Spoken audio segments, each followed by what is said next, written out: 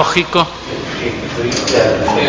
nos volvimos a una pantalla diferente, pero creo que estamos entrando en lo que dice. Vamos a entrar con otro dicho tradicional. La justicia tarda, pero llega. Eso es lo que... ¿Y con esto no vamos? No. Pero mire que con esto estamos yendo. La justicia tarda, pero llega. Pero podemos darlo vuelta y decir, la justicia llega, pero tarda. Y eso, entonces, cuando llega y llega tarde, ¿qué es lo que nos puede pasar? Puede pasarnos que esa tardanza esté frustrando la justicia, esté impidiendo que una solución justa, cuando llega fuera de tiempo, no logre realizar la justicia que se pensaba obtener.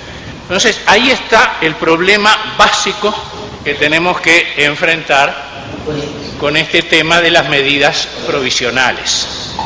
Tenemos que ver de qué manera podemos nosotros tratar de lograr de que la tardanza de la justicia no signifique que frustremos el resultado justo que queremos lograr. Para eso es que existen estas medidas provisionales, a veces llamadas también medidas de protección. Son medidas que en principio duran hasta que se puede obtener la decisión definitiva en el caso. Aunque ahí van a haber algunas referencias, vamos a tratar de no aburrirlos después con las referencias concretas a qué artículos les estamos citando. A veces pueden terminar antes, que vamos a ver cuáles son las condiciones para que se puedan aplicar estas medidas o se deban aplicar estas medidas provisionales y cómo, si esas condiciones cambian o desaparecen, también pueden cambiar o desaparecer las medidas provisionales que se han adoptado.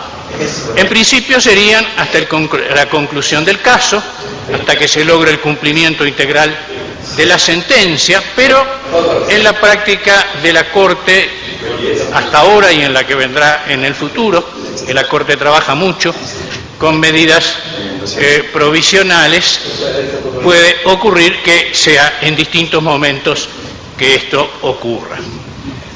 Abajo les he puesto allí, no constituyen prejuzgamiento.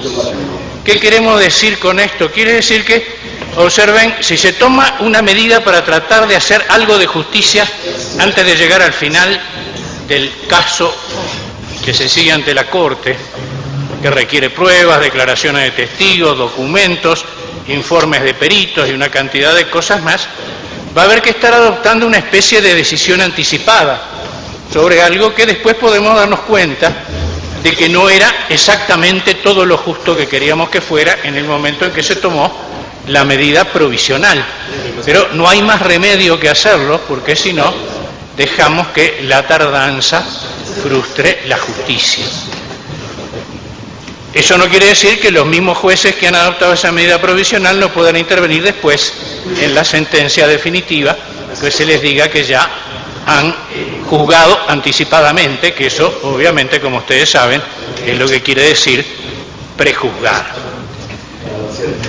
¿Por qué hay tardanza en el sistema americano o interamericano de protección de los derechos humanos? Bueno, hay alguna tardanza que está íncita en las características del propio sistema. Todo sistema internacional de protección de los derechos humanos hasta ahora tiene una característica básica que es la que llamamos principio de subsidiariedad. Funciona si no han funcionado o no han funcionado bien los mecanismos que dentro de cada Estado existen para impedir o subsanar las violaciones de los derechos humanos. Entonces, esto traducido en otros términos quiere decir no podemos llegar a los medios internacionales de protección si primero no hemos agotado los recursos internos, que llamamos técnicamente recursos internos, que son los medios de protección existentes dentro de cada Estado. Eso significa un periodo que va de meses a años. Después, además, dentro del sistema interamericano, creo que en otro de estos cuadritos vamos a tener una breve reseña del sistema para que lo repasemos conjuntamente. No se puede llegar a la Corte Interamericana, al tribunal, al órgano jurisdiccional, si primero no se ha pasado por otro órgano que es la Comisión Interamericana de Derechos Humanos.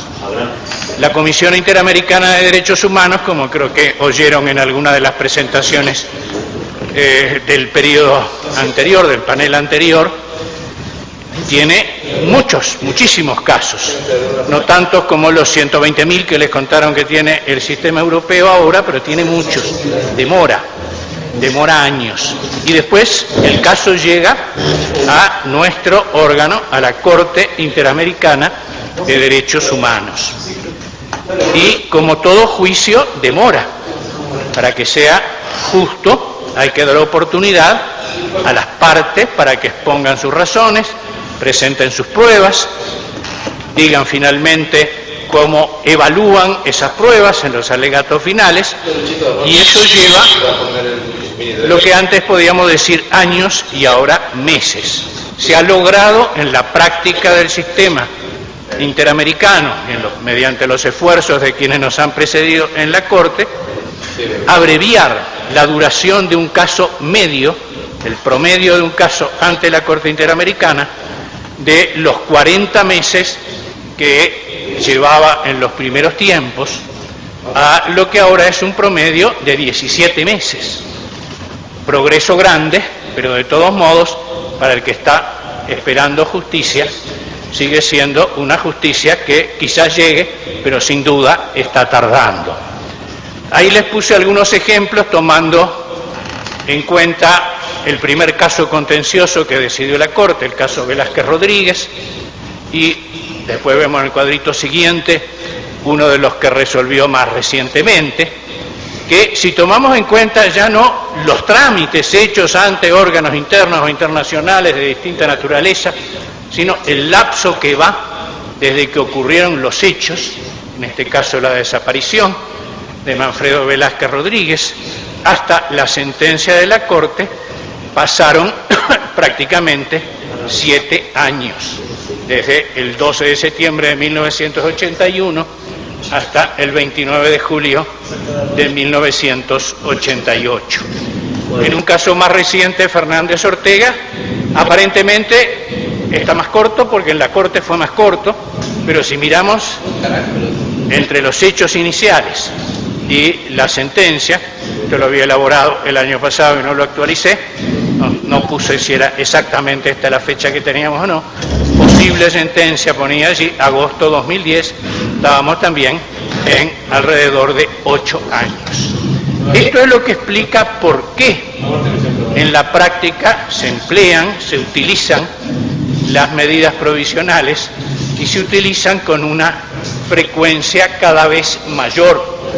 Incluso en algunos de los casos que mencionaba el juez Ventura Robles más temprano, el que escuchábamos esta mañana, hasta a uno le da la impresión de que estamos frente a una especie de proceso principal paralelo o sustitutivo, que las medidas provisionales han venido a sustituir al propio proceso. Aquí hasta logré poner algunos dibujitos y todo en la pantalla para que ustedes lo vean. No logré hacerlo demasiado bien porque los números quedaron medio corridos. Esto indica de qué se ocupa la Corte, qué cosas hace la Corte. No sé si allí ustedes llegan a ver. La columna más pequeña es la de las opiniones consultivas.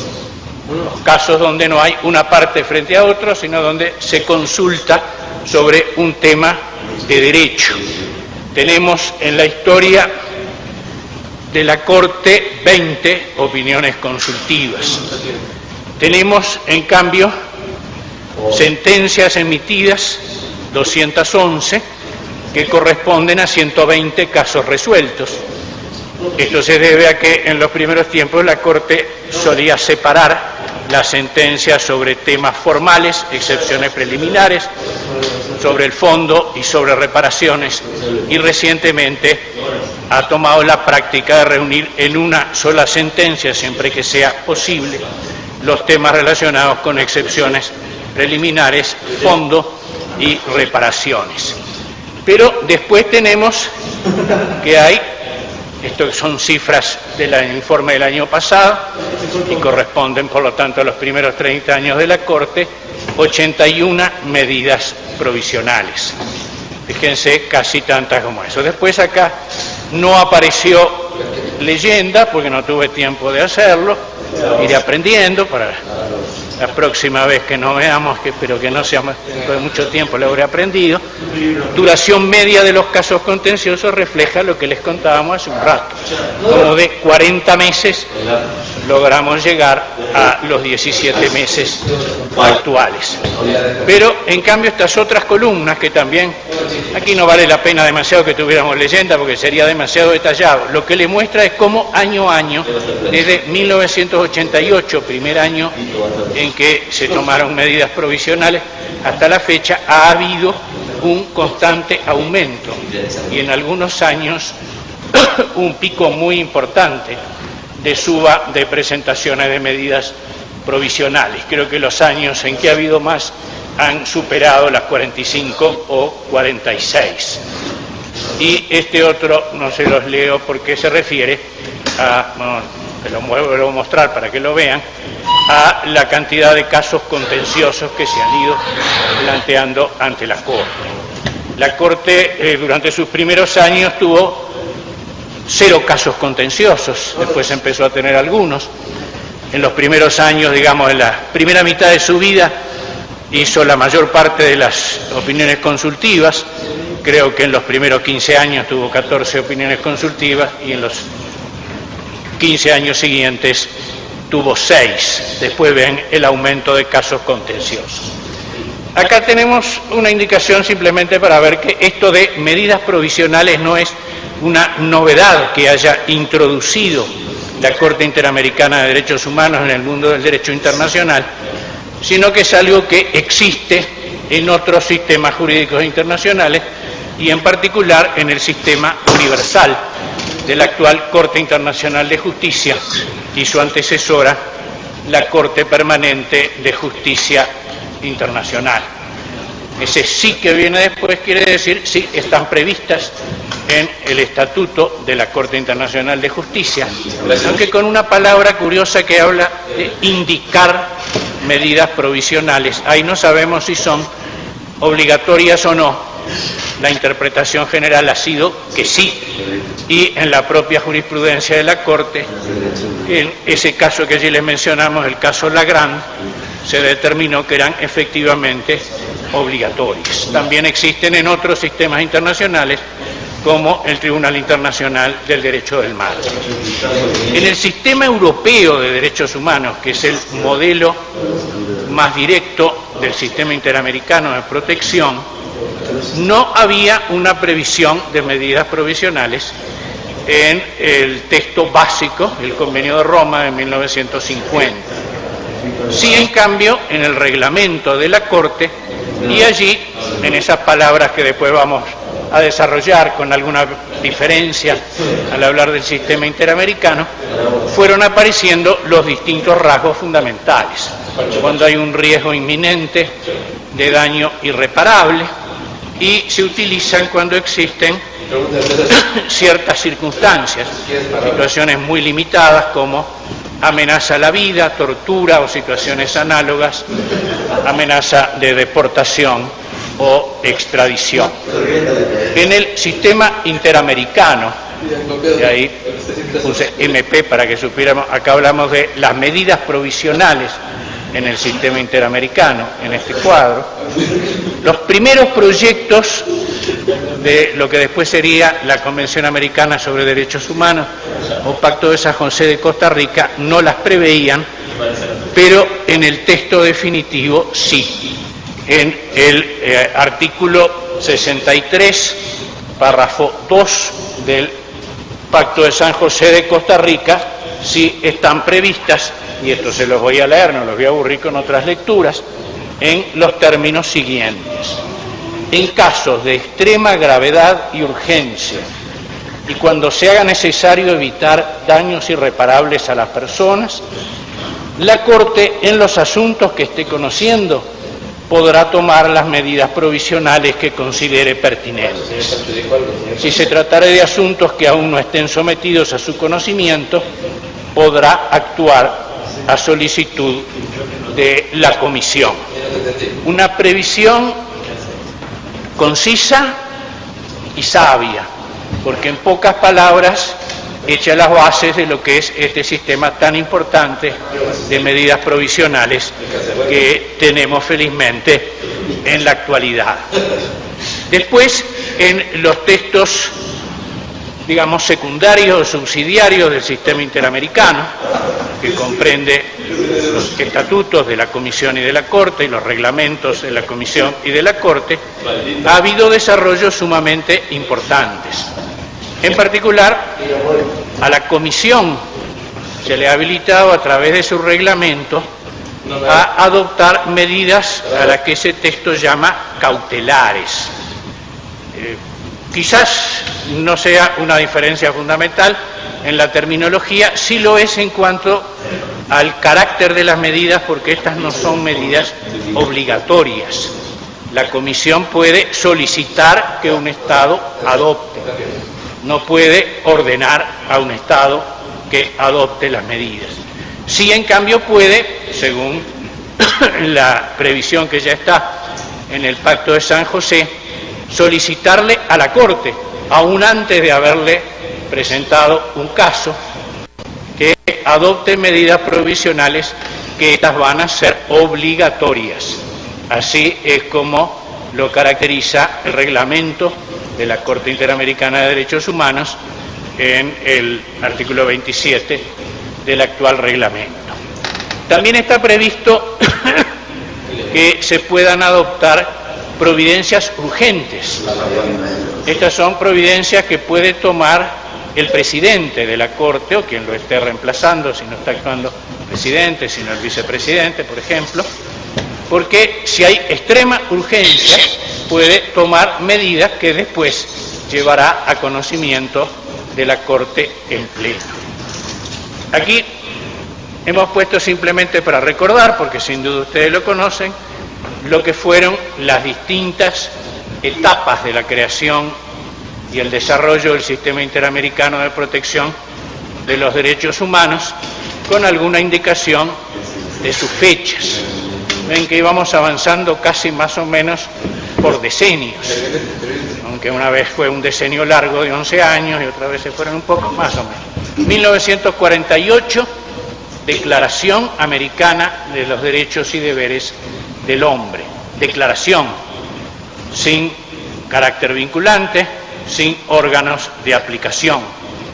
1959, creación en su primera versión de la Comisión Interamericana de Derechos Humanos. Pero después, en 1969, firma, adopción de la Convención Americana sobre Derechos Humanos o Pacto de San José de Costa Rica, que debió esperar 10 años para que se pudiera instalar el nuevo sistema creado a partir de allí. Por eso tenemos 1969, 1979. Y en ese texto de la Convención Americana pusimos Comisión Interamericana de Derechos Humanos renovada, entre comillas, no es un término técnico, porque es una comisión que ya existía, pero que pasa a asumir para los Estados partes en el Pacto de San José un carácter nuevo que antes no tenía, y en particular el de constituir la etapa previa necesaria para llegar después al tribunal, al órgano jurisdiccional, Corte Interamericana de Derechos Humanos. Ahora pasamos a las medidas provisionales en sí mismas dentro de ese sistema.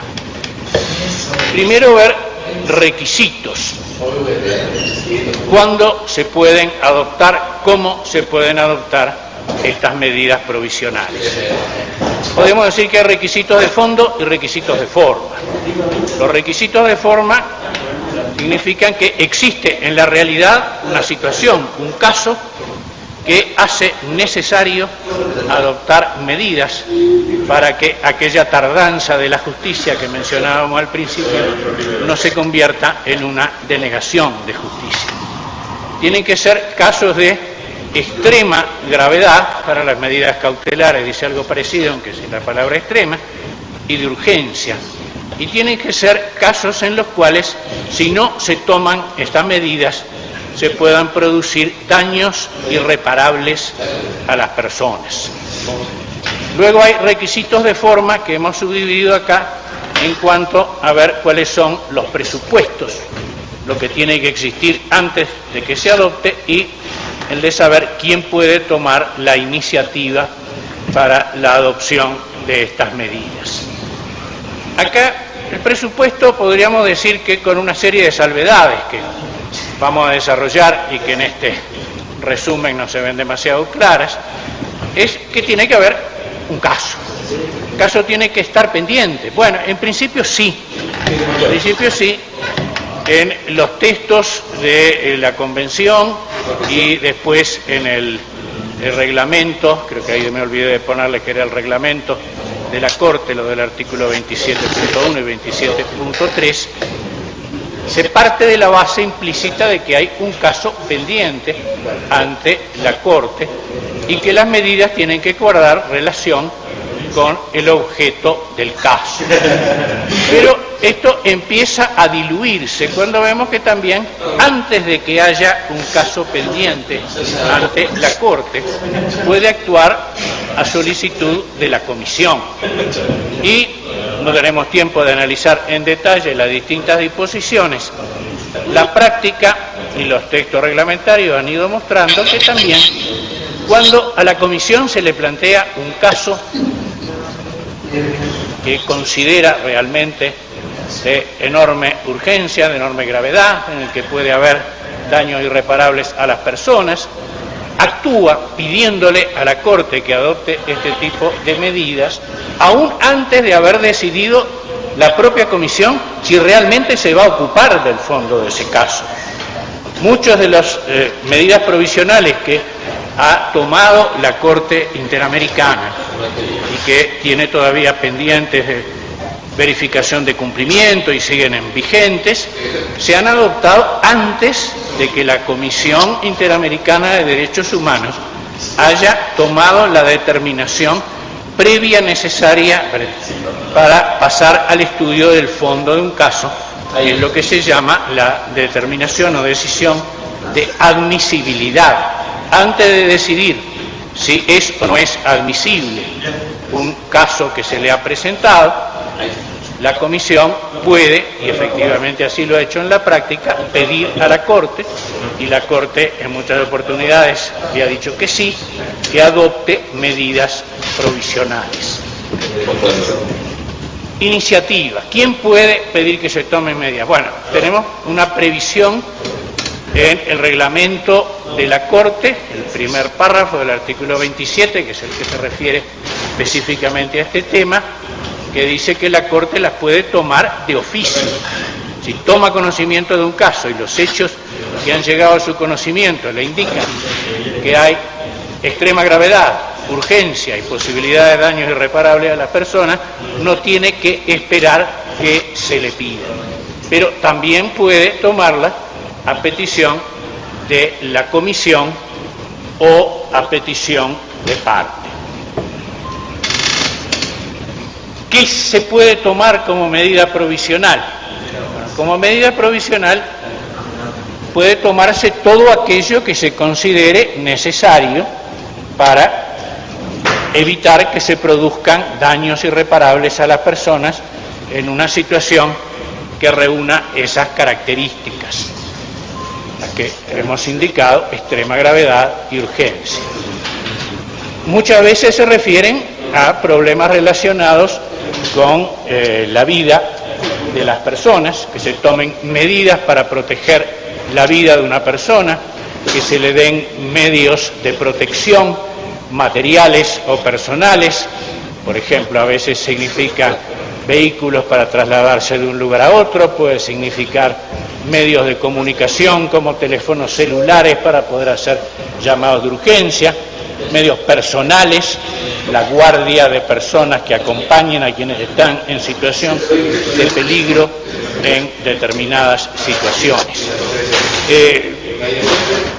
En la mañana de hoy escuchamos, no le voy a adelantar nada por supuesto, ni de lo que va a ser la decisión de la Corte al respecto, ni yo la sé, lo que va a ser mi voto, me lo voy a saber lo que son los de los otros 6, lo que serán los de los otros 6 miembros, un caso relacionado con medidas provisionales en relación con la situación en las cárceles de una provincia de la República Argentina, la provincia de Mendoza. Son medidas provisionales que llevan en vigencia más de 5 años y que ahora el Estado dice han cambiado las circunstancias y no es necesario que esas medidas continúen en vigencia.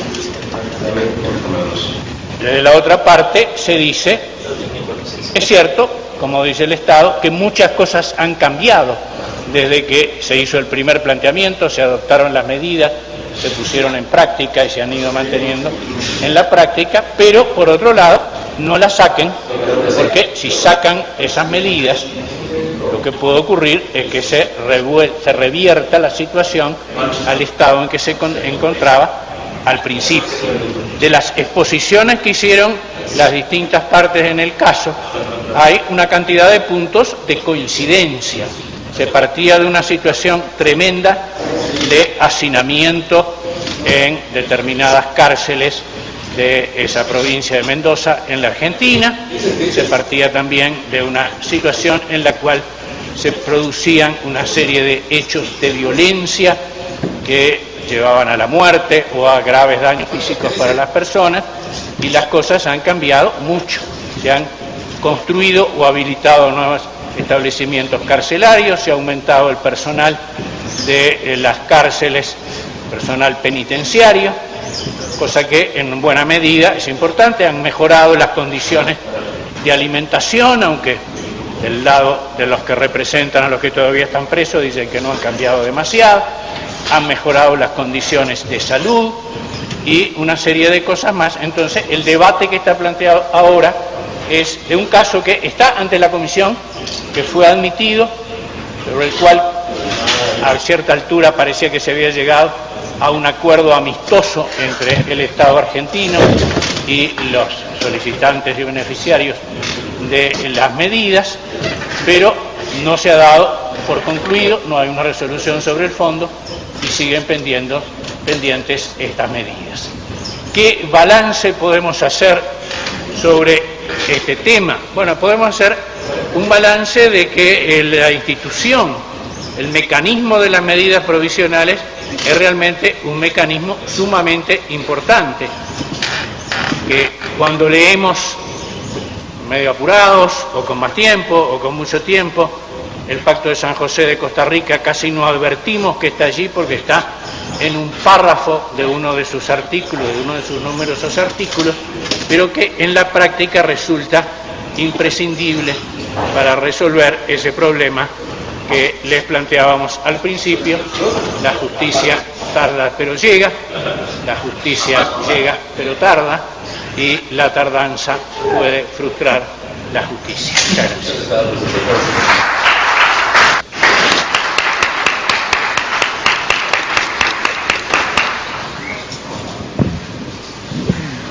Muchas gracias al señor juez Alberto Pérez Pérez.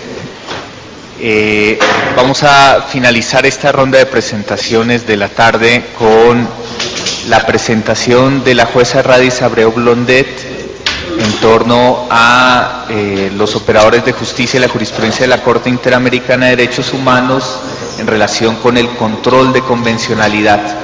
Es decir, al haber iniciado con un análisis de la jurisprudencia en materia carcelaria y seguir luego con un tema de medidas provisionales, esta presentación nos permite un cierre integral respecto a la aproximación de la Corte Interamericana en diversos temas. Le cedo la palabra entonces a la jueza Radis Abreu Blondet. Sí, muchas gracias. Buenas noches ya. Bien, el tema del control de convencionalidad se inserta en el ámbito de la interacción del derecho interno y el derecho internacional. Sobre esta relación se han ocupado diversos tratadistas, entre otros, acerca de las diversas formas de recepción del derecho supranacional en el derecho interno y las implicaciones que ello conlleva. Para efectos de esta presentación me interesa simplemente resaltar que el control de convencionalidad necesariamente implica la verificación del cumplimiento de las obligaciones contraídas internacionalmente por los Estados a través de la celebración de tratados en el ámbito de su marco jurídico doméstico. Específicamente en el sistema interamericano, que es el que nos incumbe en esta ocasión, la Corte Interamericana de Derechos Humanos ha puntualizado que los tratados modernos sobre derechos humanos en general y en particular la Convención Americana no son tratados multilaterales de tipo tradicional,